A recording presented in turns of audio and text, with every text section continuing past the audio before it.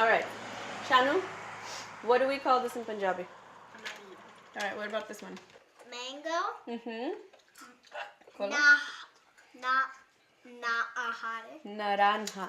My name is Neha Singh Gohil. I'm a social justice advocate and a longtime civil rights lawyer and author. I am the mom of 2 young boys. I was born in India, but I came to the United States as a very young child and was raised Sikh American. I will be going to the Women's March in Washington on Saturday the 21st. My name's Hina Chawla. I'm a ER physician. I live in California. I have 2 little girls, and I immigrated to the U.S. in 2001. I'm going to go to Washington for the Women's March.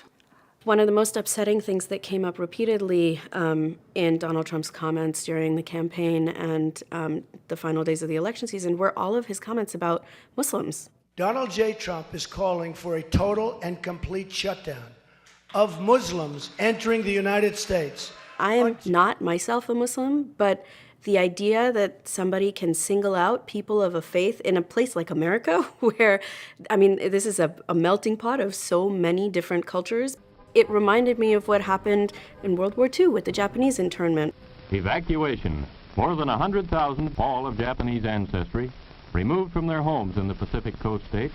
And I said to my husband, you know, do you think it's possible that in a year somebody could knock on our door and ask us to leave?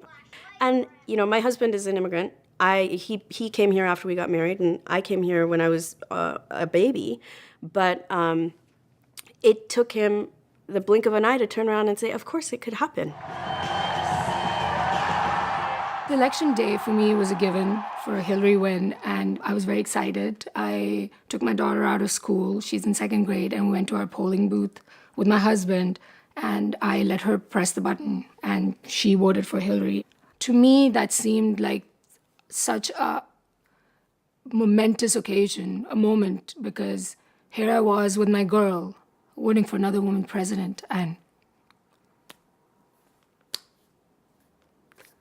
the result was very difficult for me to take. Donald Trump will win the state of Wisconsin. That is, and with every result that came in from different parts of the country, I felt like my heart was breaking. My first text message the day after the election was my brother, who wears a turban, and I was asking him to be safe and be careful out there.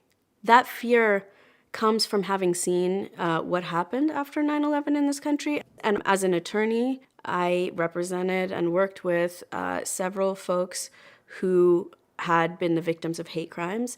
I've showed up to hospital beds of people who were chased, beaten, called names, and all of this was happening simply because of the way they looked. Once I became a citizen, I became American. Most often I forget my color, most often I forget my gender, and I'm just a human being. And I feel like the election results suddenly made me realize that I'm not like everybody else. I don't think our president or anybody else is going to be able to control the kind of hatred that's been unleashed. That's the scariest part. It could be anybody on any street. But here's a woman. She's supposed to fight all of these different things, and she can't make it 15 feet to her car. Give me a break.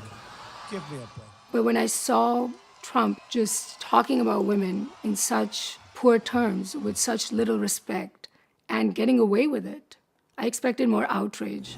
I moved on her like a bitch, but I couldn't get there, and she was married.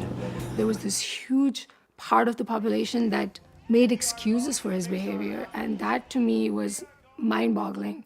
It shook my belief in this country. This is the very first time I'm taking to the streets in a march. I've worked in the courthouse, I've worked on the Hill to sway hearts and minds. This is the very first time when I feel like I need to get out there and actually raise my voice in something like a march. I have not been a big activist in real life. I have in social media, but I felt like I had to do something about it. So that's why I'm going for this march. Some tea? Yes. All right. I really need to be with people who believe that change is still possible and we'll still have our voices heard. What I'm really going there for is this huge kind of community hug. We'll see you in D.C.? Yeah. All right. I'm going to see you. Bye. Bye.